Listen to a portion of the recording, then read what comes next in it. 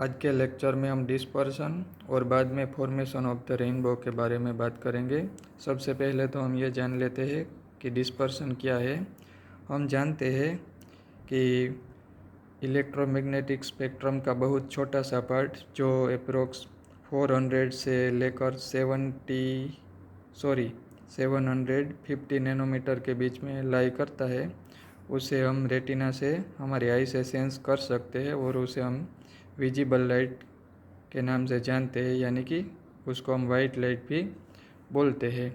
ये white light approx 400 से 750 nanometre के बीच में लाई करती है, यानी कि उसमें कई वेवलेंथ है और उसके अकॉर्डिंग कई फ्रीक्वेंसी है, यानी कि वाइट लाइट के ऐसे कहो कि अनगिनत कंपोनेंट है और उन सभी की वेवलेंथ और फ्रीक्वेंसी डिफरेंट है, यानी कि उन सभी की एनर्जी भी, ये जो लाइट फोटोन से बनी है और ईच फोटोन की फ्रीक्वेंसी और वेवलेंथ डिफरेंट है, यानी कि उनकी एनर्जी भी डिफरेंट होगी।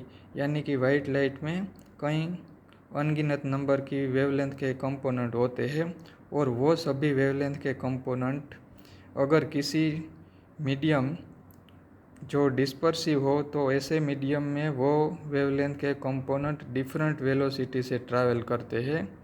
यानी कि ऐसे एग्जांपल हम बात करें तो ग्लास, वाटर, ये ऐसा मीडियम है।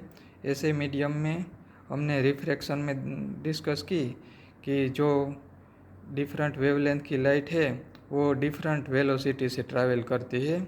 यानी कि जब वाइट लाइट किसी डिस्पर्सिव मीडियम में एंटर होती है तो उसके डिफरेंट कंपोनेंट डिफरेंट वेलोसिटी से ट्रैवल करते हैं और इसलिए उसका डिफरेंट एंगल से डेविएशन हो जाता है। और वो सभी जो हम वाइट लाइट में एक ही कलर का बैंड एज्यूम करते हैं, लेकिन वो सभी कंपोनेंट अपने अपने वेवलेंथ के अकॉर्डिंग सेपरेट हो जाते हैं। उसी सेपरेशन को डिस्पर्सन बोलते हैं। यहाँ मैंने डिस्पर्सन को समझाने के लिए ये प्रिज्म लिया है। एक्चुअल में ये एक्सपेरिमेंट न्यूटन ने किया था। यहाँ एक प्रिज्म है ABC और ये वाइट लाइट का सोर्स है। ये वाइट लाइट है। ये वाइट लाइट में हम जानते हैं कि अनगिनत कंपोनेंट है, लेकिन जब ये वाइट लाइट किसी डिस्पर्सिव मीडियम में से, यानी कि ग्लास, वाटर, ये प्रिज्म यानी कि ग्लास का मटेरियल, उनमें से जब पास होती है तब सभी कंपोनेंट वेवलेंथ डिफरेंट वेलोसिटी से ट्रैवल करती है और सभी फ्रीक्वेंसी या सभी वेवलेंथ के कंपोनेंट डिफरेंट सेपरेट हो जाते हैं और उनके सेपरेशन के कारण उनका बैंड हमें दिखने को मिलता है। ऐसा देखा गया है कि जो डेविएशन होता है यानी कि रिफ्रैक्शन, उसे मैं डेल्टा अगर बोल दूं तो ये डेविएशन वेवलेंथ के इन्वर्सली प्रोपोर्शन में होता है। यानी कि जिनकी वेवलेंथ ज़्यादा है उनका डेविएशन कम होगा और जिनकी वेवलेंथ कम है उनका डेविएशन ज़्यादा होगा। ये जो वाइट लाइट है ये 400 से 750 नैनोमीटर में लाई करते हैं, यानी कि जो ये 750 नैनोमीटर और उसके नियर बाई कंपोनेंट है उसका कम डेविएशन होगा और ये हमारी आई रेड कलर से उसे सेंस करती है। यानी कि ये जो पहला कंपोनेंट मैंने यहाँ बताया है ये रेड, उसका कम डेविएशन होगा और ये ऐसे इमर्जेंट हो जाएगा और उसके बाद वाले कंपोनेंट की वेवलेंथ डिक्रीज होती जाएगी और उसका डेविएशन बढ़ता जाएगा। और ये मैं मोस्टली वायोलेट कलर को ब्लू कलर ही हम बोलेंगे और ये वायोलेट, इंडिगो या ब्लू, ये जो कलर है उनकी वेवलेंथ कम है, यानी कि उनका डेविएशन यानी रिफ्रैक्शन सबसे ज़्यादा होगा। और एक स्क्रीन हम रख दे तो ये स्क्रीन पर हमें ऐसे कलर को बैंड दिखने को मिलेगा जिसमें वायोलेट, इंडिगो, ब्लू ये सब कलर की वेवलेंथ मिनिमम है, यानी कि उसका डेविएशन यानी रिफ्रैक्शन सबसे ज़्यादा होगा। और ये ग्रीन, वायोलेट जो मिड रेंज में है उनका डेविएशन मिड रेंज में होगा और ये जो रेड कलर है उनकी वेवलेंथ सबसे ज़्यादा है, यानी कि उनका सबसे कम डेविएशन रिफ्रैक्शन होगा और हमें ऐसा एक बैंड दिखने को मिलेगा। यहाँ हमें ये बैंड में मोस्टली हम आई से ये 7 कलर सेंस कर सकते हैं, इसलिए मैंने यहाँ ये 7 कलर डिनोट किया है।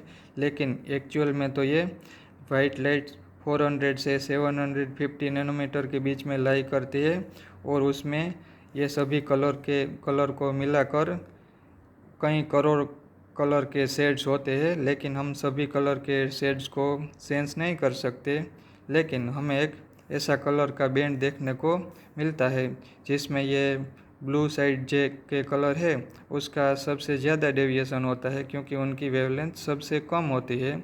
और ये रेड वाला पार्ट है उनकी वेवलेंथ सबसे ज़्यादा होती है और उनका डेविएशन सबसे कम होता है।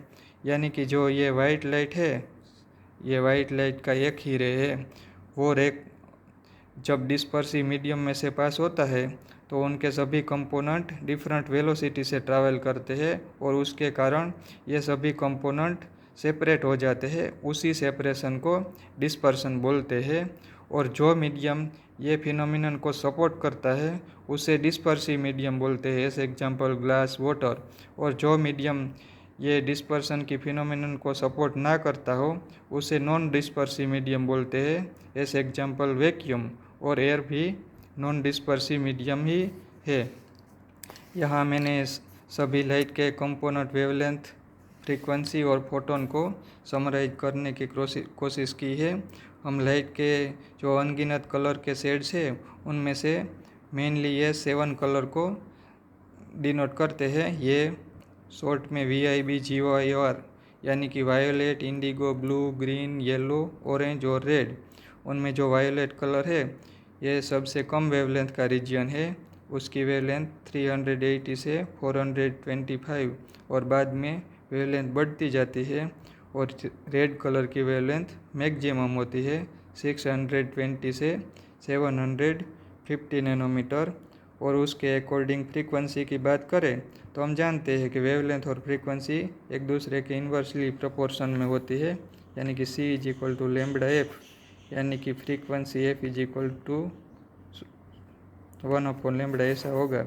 यानी कि वायोलेट कलर की फ्रीक्वेंसी सबसे ज़्यादा होगी, जो यहाँ मैंने समराइज करने की कोशिश की है। और रेड कलर की फ्रीक्वेंसी सबसे कम होगी। और हम जानते हैं कि फ्रीक्वेंसी के प्रोपोर्शन में एनर्जी होती है, यानी कि वायोलेट कलर की, यानी ऐसा बोलो हम ब्लू बोलेंगे, ये ब्लू कलर की, ब्लू फोटोन की एनर्जी सबसे ज़्यादा होगी और रेड फोटोन की एनर्जी सबसे ज़्यादा होगी। यह मैंने इस टेबल में समराइज करने की कोशिश की है। यहाँ हम देख सकते हैं कि ये रेड कलर के फोटोन की एनर्जी सबसे कम है और ये ब्लू कलर के फोटोन की एनर्जी सबसे ज़्यादा है। ये रेड कलर के फोटोन की फ्रीक्वेंसी सबसे कम है और यहाँ ब्लू कलर की सबसे ज़्यादा है। वेवलेंथ की बात करें तो वो उससे इन्वर्स है, यानी कि वायोलेट या ब्लू कलर की वेवलेंथ सबसे कम रहेगी और ये रेड कलर की सबसे ज़्यादा है। इसलिए रेड कलर का सबसे कम रिफ्रैक्शन होता है और वायोलेट का सबसे ज़्यादा रिफ्रैक्शन होता है। और इसलिए जब ये वाइट लाइट डिस्पर्सिव मीडियम में से पास होती है तो ये सभी कंपोनेंट सेपरेट हो जाते हैं और हमें डिफरेंट कलर देखने को मिलते हैं। इसे हम डिस्पर्सन बोलते हैं। और आइए अब हम ये डिस्पर्सन से जो मानसून की सीज़न में जब बारिश हुई हो और तब एटमॉस्फेयर में एयर हमारा नॉन डिस्पर्सिव मीडियम है, लेकिन अगर एयर में वाटर ड्रॉपलेट हो तो ये वाटर डिस्पर्सिव मीडियम का काम करता है और उसके कारण हमें मानसून की सीज़न में जब बारिश हुई हो तब ब्यूटीफुल कलरफुल रेनबो देखने को मिलते हैं। अब हम रेनबो के बारे में डिस्कस करते हैं। इसके लिए यहाँ मैंने एक सिंपल फिगर ड्रॉ करने की कोशिश की है। ये सन है और ये सन में से लाइट इंसिडेंट हो रही है। ये एटमॉस्फेयर में किसी रेन ड्रॉप है, ये वाटर ड्रॉपलेट है, ऐसा उन पर सन की लाइट इंसिडेंट हो रही है।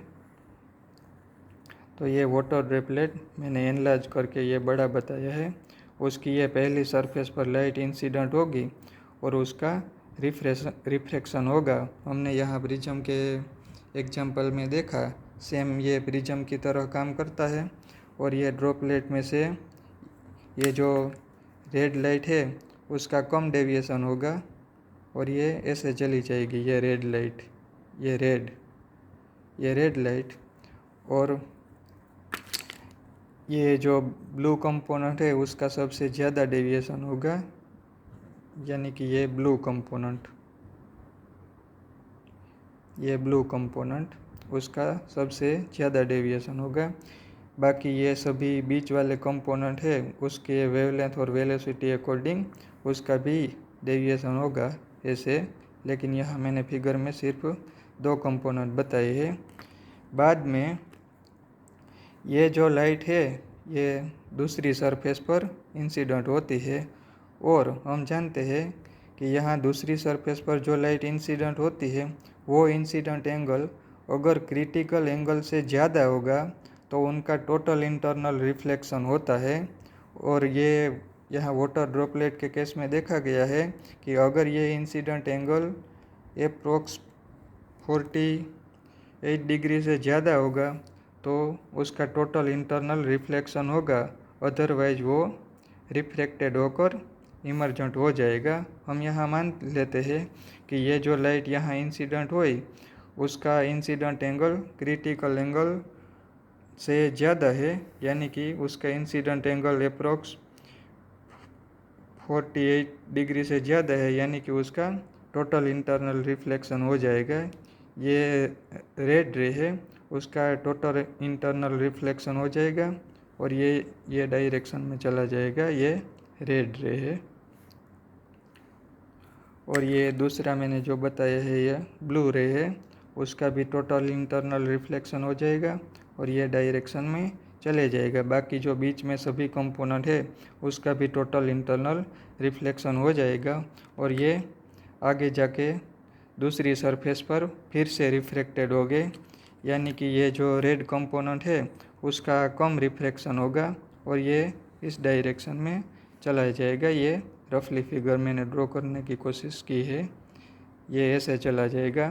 और ये जो ब्लू कंपोनेंट है उसका ज़्यादा डेविएशन होगा और ये ऐसे डेविएट होकर इस डायरेक्शन में चला जाएगा। ये जो पहला कलर है ये रेड और ये दूसरा कलर है ये ब्लू, और बीच में सभी हमें कंपोनेंट सेपरेट होकर मिलते हैं।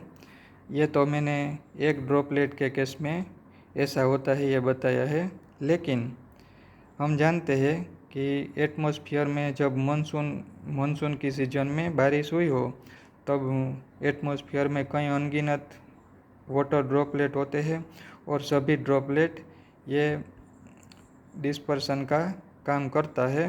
और अब हम समझने की कोशिश करते हैं 2 ड्रॉपलेट का एग्जांपल लेके। ये पहला ड्रॉपलेट है, ड्रॉपलेट नंबर 1, ये दूसरा ड्रॉपलेट है, ड्रॉपलेट नंबर 2। यहाँ से सनलाइट आकर ये ड्रॉपलेट पर यहाँ इंसिडेंट होती है और ये सरफेस पर उनका पहला रिफ्रैक्शन होता है और ये रेड लाइट का कम रिफ्रैक्शन होगा, ये रेड, और ये दूसरे कंपोनेंट में सेपरेट हो जाती है ये ब्लू, उसका ज़्यादा डेविएशन होगा।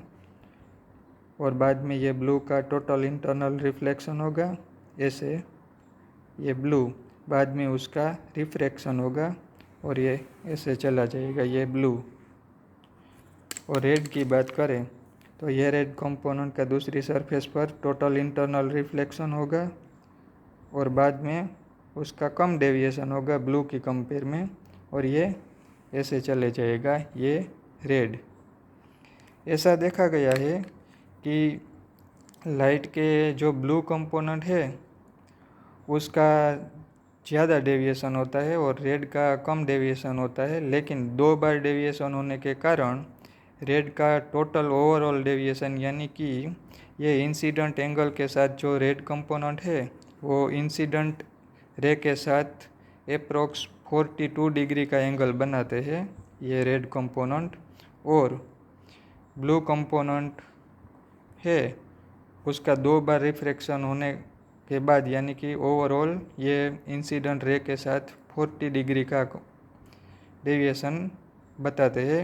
यानी कि ये रेड का इंसिडेंट एंगल, ये रेड रे का इंसिडेंट रे के साथ 42 डिग्री का एंगल बनता है अप्रोक्स, और ब्लू रे का इंसिडेंट रे के साथ अप्रोक्स 40 डिग्री का एंगल बनता है, और बाकी सभी कलर की वेवलेंथ उसके बीच में रहती है।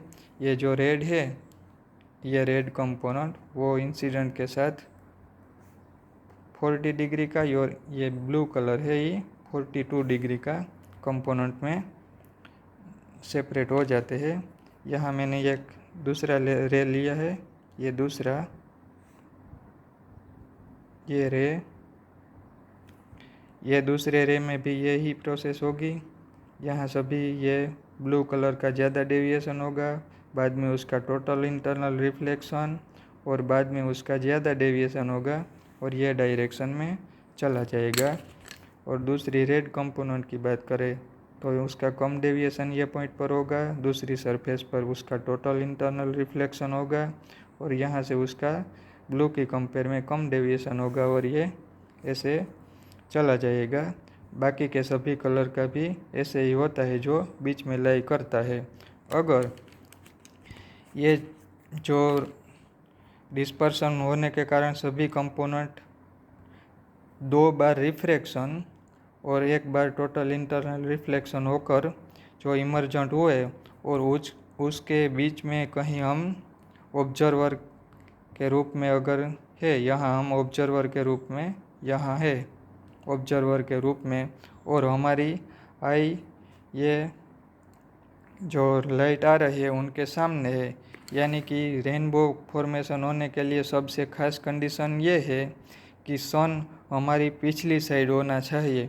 यानी कि सन में से लाइट ये डायरेक्शन में से आ रही है, यानी कि सन ये डायरेक्शन में है, और सन में से लाइट ये डायरेक्शन में आ रही है, और किसी भी ड्रॉपलेट में से 2 बार रिफ्रैक्शन और टोटल इंटरनल रिफ्लेक्शन होने के बाद ये लाइट वापस ये डायरेक्शन में वो आ रही है।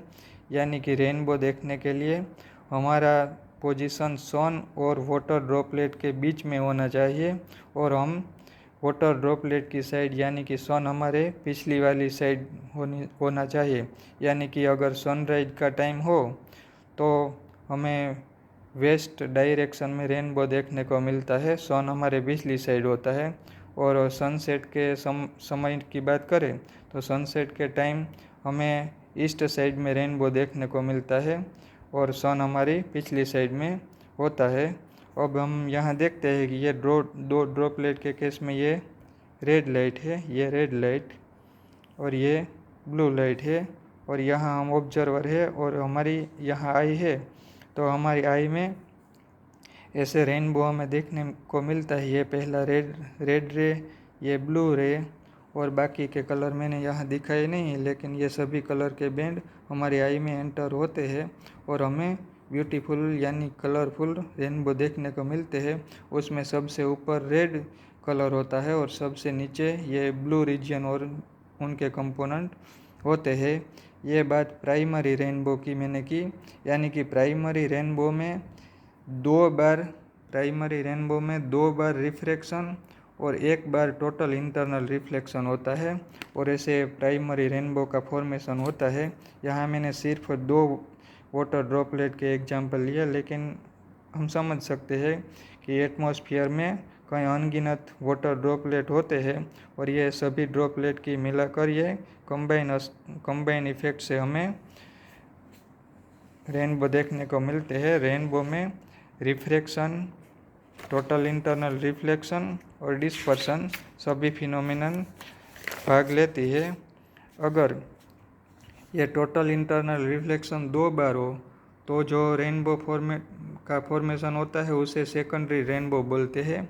ये सेकेंडरी रेनबो की फिगर यहाँ बुक में है, जो हम देख सकते हैं कि ये सनलाइट है। अगर ये सनलाइट का 2 बार टोटल इंटरनल रिफ्लेक्शन और 2 बार रिफ्रैक्शन हो, यहाँ पहले रिफ्रैक्शन हुआ, बाद में यहाँ टोटल इंटरनल रिफ्लेक्शन, बाद में यहाँ टोटल इंटरनल रिफ्लेक्शन और बाद में रिफ्रैक्शन, और बाद में वो हमारी आई में एंटर करेगी, तो ऐसे में हम देख सकते हैं कि हमें जो कलर देखने को मिलते हैं वो पहले प्राइमरी रेनबो वाले कलर से रिवर्स में देखने को मिलते हैं, यानी कि रेड कलर सबसे नीचे और ऊपर की तरफ ब्लू कलर होता है।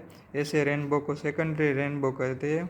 और सेकेंडरी रेनबो में 2 बार टोटल इंटरनल रिफ्लेक्शन होता है, इसलिए उसकी इंटेंसिटी यानी कि जो हमें रेनबो एटमॉस्फेयर में देखने को मिलते हैं उसी लाइट की इंटेंसिटी प्राइमरी रेनबो की कंपेयर में कम होती है।